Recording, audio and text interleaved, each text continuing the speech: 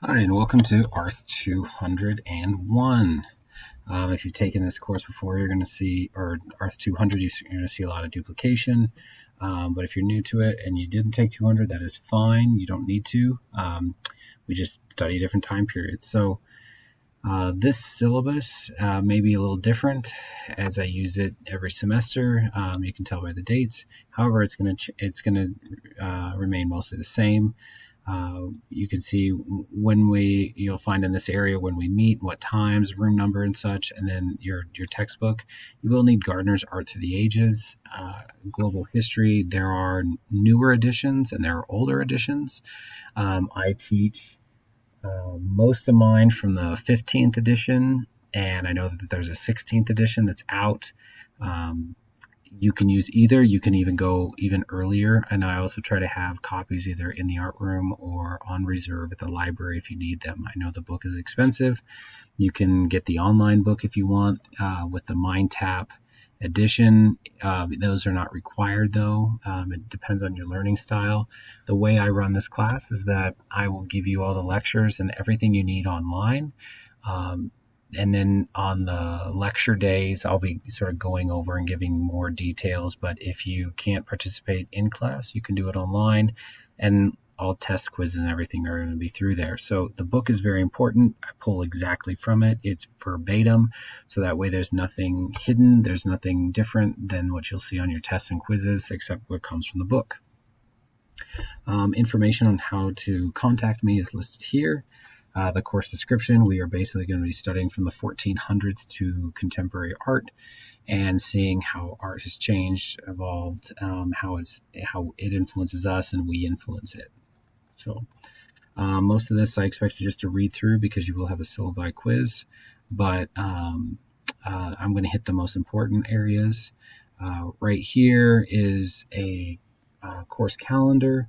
And everything is due at the end of the semester. That's the way I work. I'll let you sort of pace yourself out. Some people like to work ahead. Some like to, kind of do it maybe in a week in advance or less. I don't really care. The quizzes are already open on Moodle. The tests, including the final, are open on Moodle. The writing assignments are listed there on Moodle. Everything is ready to go. You can do it. However, with that, you're going to have to figure out your own timetable. I am not going to stay on you.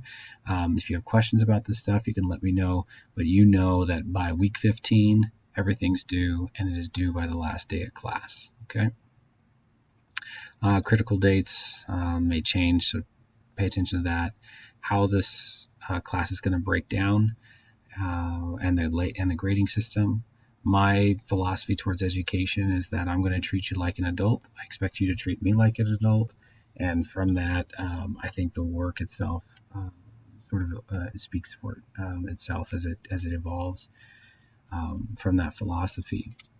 The classroom behavior really depends if you're a class or not, but like I said, just treat each other like an adults. So if you're in a class or out of class, there is no extra credit, and I do not accept late work.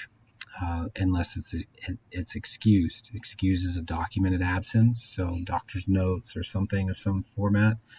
The reason being is that I'm going to give you all the work ahead of time and give you plenty of time to do it, so there really should be no reason that it should be late. If it's late because it's the last day, then I can't help you anyway. So attendance participation, I really do think that it helps. Those who attend class not only have a greater sort of interaction with others, but they get to ask questions. I get to know them, know where you're at, and I do try to help my students out a lot by sort of like keying in on how they work and asking them questions to make sure I get the best and most success out of them. List of a lot of services. If you're not familiar with the college campus or the services that they offer, please read through this. Plagiarism will be very huge on your writing final paper. If we find out it's plagiarized, then we have a big problem, and that does follow you around, and you just don't want to be a part of that. All of these sort of policies you can read through. There will be a portion at the end of the semester where you can evaluate me in this course. I really do appreciate the feedback in any manner. But let's talk a little bit about the work. The quizzes, the final exam, like I said before, everything is on Moodle. You'll find in each module a checklist of the things that you need to do, and I expect you just to sort of run through that. If there's questions, just let me know. The quizzes are not timed, but you only get one chance. I don't care if you use the notes or the book. I'm not going to be there to watch over you or take testing time, but because of that, I expect the answers to be spelled correctly. Now, sometimes Moodle does mark something off because maybe you said the Renaissance instead of Renaissance. If those errors occur, just email me. I'm happy to look at your quiz and make any corrections that need to take place.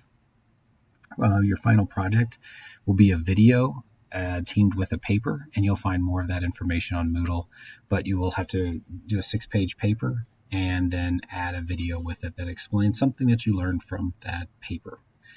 Essays and writing assignments, I post 6 of them. You only need to do 4. You get to choose which 4 you want to do, and of that, they need to be a minimum of 2 pages. They do not need to have citations. I, in fact, do not even want them to be verbatim citation of sources or from the book. I want you to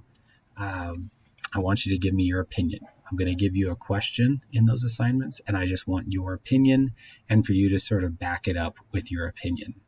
I know what the facts are. I've read this book many times, so I don't need to hear again what the book says about that particular question. I want to hear your answer to it. Okay, so once again, it will not require you to make any citations. I just expect an essay at 2 pages of length minimum and answering the question. So, a lot of this other stuff just deals with how we deal with COVID on campus and in class. And you'll find out more information just by going through the Moodle course shell. But if you have any questions, please email me.